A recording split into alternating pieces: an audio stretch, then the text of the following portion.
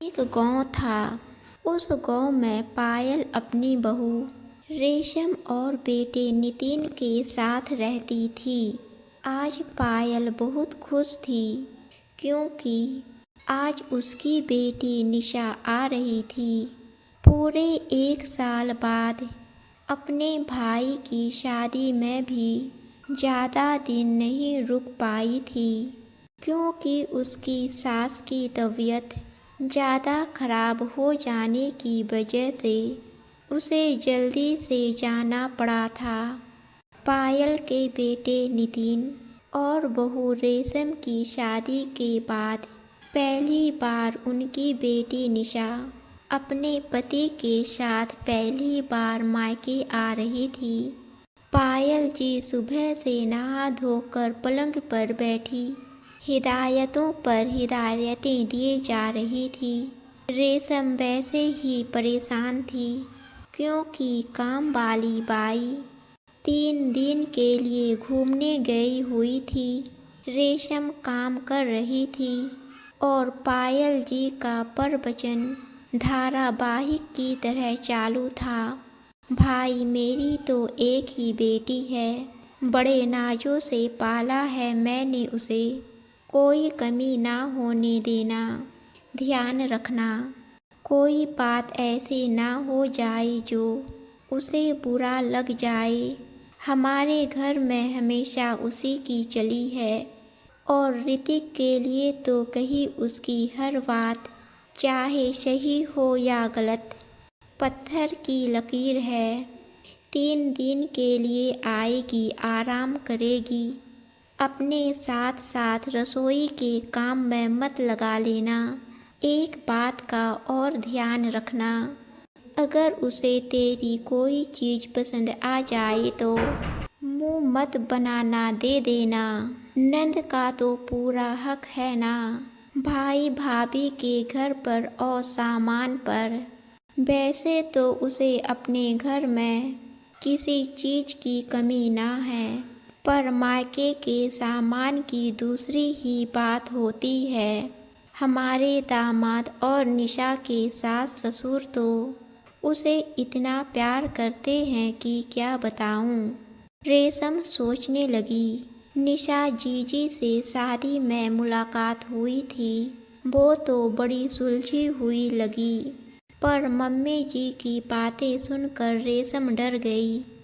उसे लगा निशा पता नहीं कैसे मिजाज की है, भला अम्मा जी अपनी बेटी के बारे में झूठ थोड़ी ही बोलेंगी। निशा आई, रेशम ने देखा वो उसके लिए बहुत अच्छा सामान लाई थी। ठंड का समय था तो भाई और भाभी के लिए कोट लेकर आई थी और बहुत सारी चीज़ें लेकर आई थी। भाभी भाभी कहते उसका मुंह नहीं थक रहा था। रेशम द्वारा सजाए घर की खाने की उसने तहे दिल से तारीफ की। मम्मी जी बार बार निशा को अपने कमरे में चलने को कह रही थी, पर निशा रेशम के साथ साथ किचन में लगी रही।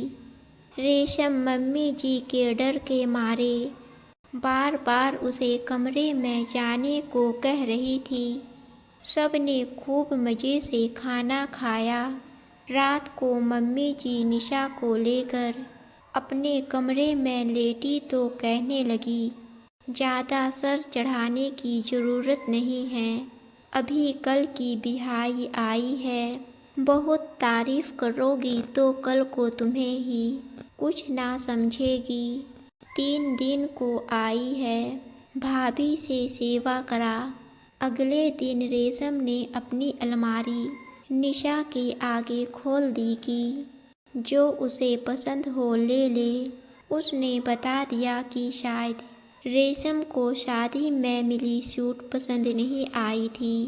रेशम ने पूछा, ये किसने कह दिया? मुझे तो सब सूट और सामान बहुत पसंद आया था। देखो, मैं वही सूट यहाँ पहनने को लाई हूँ, यह सोचकर कि तुम्हें अच्छा लगेगा। निशा समझ गई कि यह लगाई बुझाई अम्मा की लालची दिमाग की उपज है। निशा ने जब सामान की तारीफ की तो रेशम ने फौरन कहा कि वो जो भी पसंद हो ले ले, पर निशा ने कहा तुम और तुम्हारा सब अच्छा है। उसका यह मतलब नहीं कि वह सब मैं ले लूं। सबसे अच्छी तो तुम मिली, जो रिश्तों के मायने जानती है, उन्हें निभाना जानती है। निशा ने रेशम को समझाया कि मम्मी दिल की बुरी नहीं है, उन्होंने कमी में दिन गुजारे हैं, इसलिए थोड़ी सेल्फिश हो जाती है। मम्मी के कहने से हमारे तुम्हारे रिश्ते में दरार नहीं आनी चाहिए। मायका माँ से होता है और माँ बाप के बाद भाई भाभी से। तुम चिंता मत करो, मैं मम्मी को समझा दूंगी। कोई भी बात हो मन में मत रखना। तुम मेरी भाभी ही नहीं, मेरी बहन जैसी हो। मुझसे कभी भी कुछ भी कह सकती हो। छोटी छोटी बातों को दिल पर मत लेना। रेशम समझ गई कि निशा को रिश्तों को संभाल कर रखना आता है, इसलिए उसका अपने मायके और ससुराल में इतना मान है। रिश्ते नाजुक हैं, कांच से टूट कर ना बिखर जाए। कहीं कोई रिश्ता बेवजह रूठ ना जाए।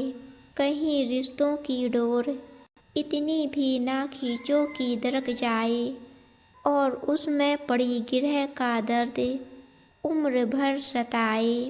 रिश्ते बन तो जाते हैं, पर उन्हें अच्छी तरह निभाना और संभाल कर रखना हर किसी को नहीं आता। ज़रूरत है सब्र, बर्दाश्त और समझदारी की। दोस्तों, आपको कहानी पसंद आई तो हमारे चैनल को सब्सक्राइब और वीडियो को लाइक ज़रूर कीजिए।